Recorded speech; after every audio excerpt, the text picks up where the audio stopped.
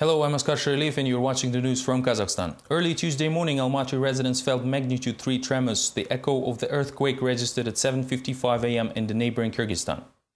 According to the emergency ministry, the epicenter was located in Kyrgyzstan near the village of Balıkçı, about 140 kilometers southwest from Almaty. There, the magnitude reached 5 on the Richter scale. 4-point magnitude tremors were felt in Bishkek, the capital of Kyrgyzstan, informs Interfax. No victims or heavy damage were reported. The nature also manifests itself in the Karaganda and East Kazakhstan regions, as the situation with spring floods is worsening. In Taraz, groundwater flooded more than 200 homes. Currently, the emergency ministry personnel are working in the area using special equipment. Meanwhile, the threat of flash floods is looming over Karaganda and East Kazakhstan regions. In the former, the water could enter 63 settlements with a total population of 15,500 people, say representatives of the regional emergency department. According to forecasts, the flooding zone encompasses farms, rail and regular bridges, as well as highways. Floods are also expected in Ust-Kamenogorsk. Half of annual precipitation fell in the city this winter. According to Emergencies Department, 3 villages, suburban cooperatives and several city streets of the regional center are under the threat of the possible flood. Residents of these flooding areas were recommended to insure their property and stock food and water. Mukhtar Ablazov appealed to the citizens of Kazakhstan, prompting them to speak up for the national interests. The businessman noted that for more than a month he has been informing the population about illegal activities of Timur Kulibayev and asked people not to remain silent any longer. Mukhtar Ablazov's appeal reads, "The documents that I have indicate that just in the last few years, Kulibayev had stolen more than $20 billion from the country. These amounts are comparable with the assets of the National Fund of Kazakhstan.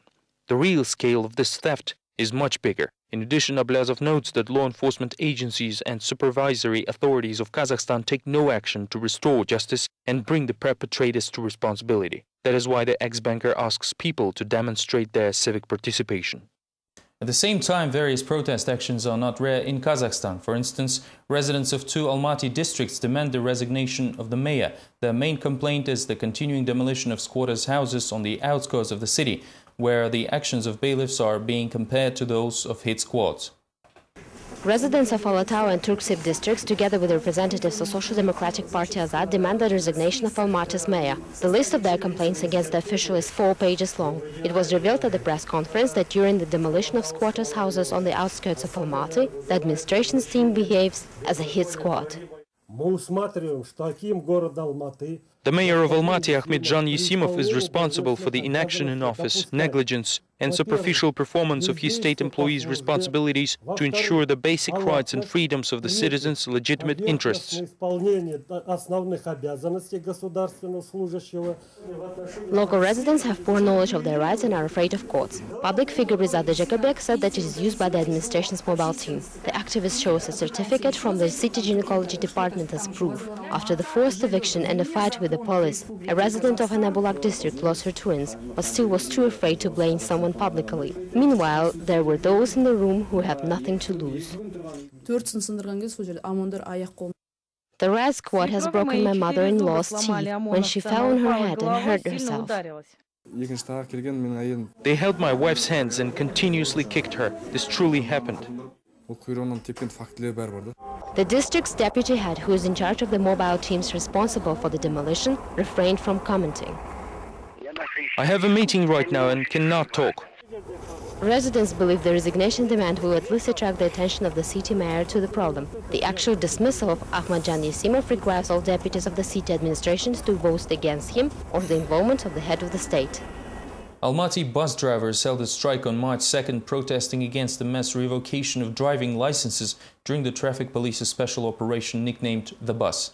On Tuesday, March 2nd, Almaty bus drivers went on strike against the mass revocation of driving licenses by traffic police. Several dozen buses were brought to the city's central square for protest action, which lasted only half an hour, but still was enough to draw the attention of the officials and law enforcement agencies. Deputy Chief of Almaty Internal Affairs Department Ispasar Bekturov and Deputy Director of the Motor Vehicles Department of the City Council Askar Tulbayev also came to square to talk to the drivers.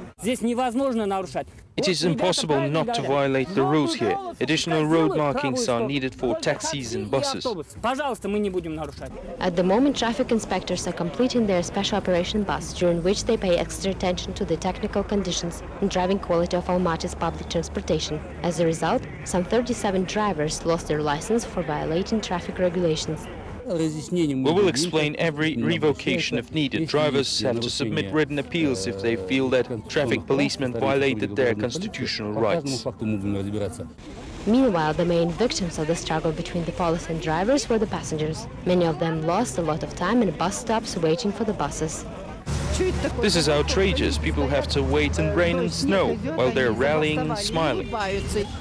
Look how many people are still waiting. This is definitely wrong. We've been waiting for an hour, but there's no bus in sight. At the end, law enforcement representatives and drivers have reached an agreement. The authorities promised to deal with extortions by traffic policemen, while bus drivers return to doing their work. While Almaty drivers appeal for justice to the Internal Affairs Ministry, the former Alliance Bank shareholders do it in court, suing the Financial Control Agency. The bank's securities holders want to recognize as invalid the forced sale of the financial institution to the fund Samruk Kazana. The financial institution was officially nationalized in January. Fund Samruk Kazana forcibly bought out 100% of the stake in the bank, eroding the shares of its major shareholder, the corporation Seymar, as well as smaller securities owners. Minority shareholders did disagree with the decision of the regulator and intend to challenge it in the Almala District Court of Almaty. Previously, minority shareholders were advised to sue Financial Control Agency by the Supreme Court of the country. Mukhtar Jakishev's attorney Nurlan Beysikeyev revealed during Tuesday's special press conference in Astana that new charges have been filed against his client.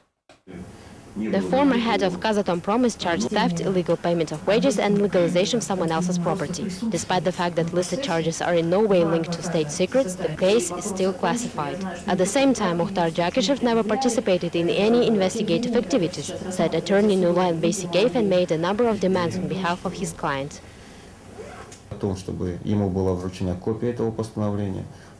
Jakishev wants to obtain the copy of this decision and also see attorneys Kanafin and Rosenzweig working on this and other cases instigated last year.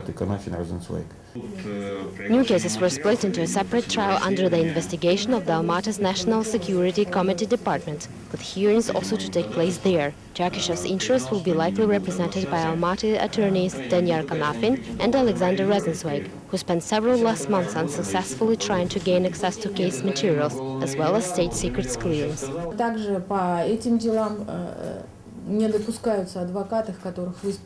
Likewise, lawyers who were chosen by Mukhtar Jakishev are not allowed to take part in these cases. They are still not allowed to work, and now they appeal these decisions with appropriate authorities.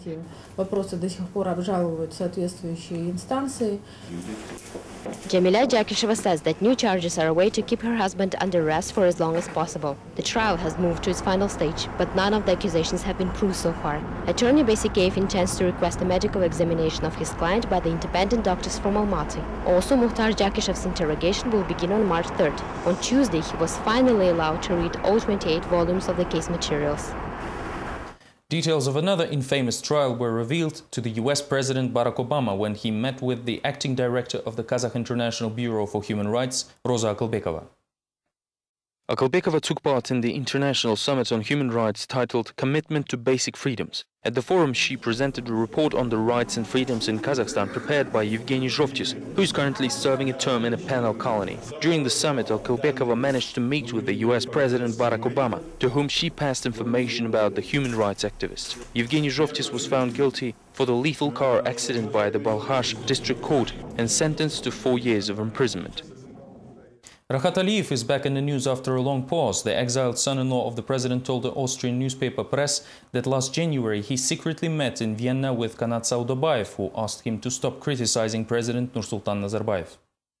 In his interview, Rahat Aliyev said the following, quote, "The Minister of Foreign Affairs Saudobayev told me that unless I stop criticizing the political system of Kazakhstan and the president, they will continue to publicize fabricated stories about me." The ex-son-in-law of Nursultan Nazarbayev said he agreed with Saudobayev not to issue comments about the meeting. However, information about it was revealed to the press from some other sources. Nevertheless, Saudobayev doesn't confirm the meeting indeed took place.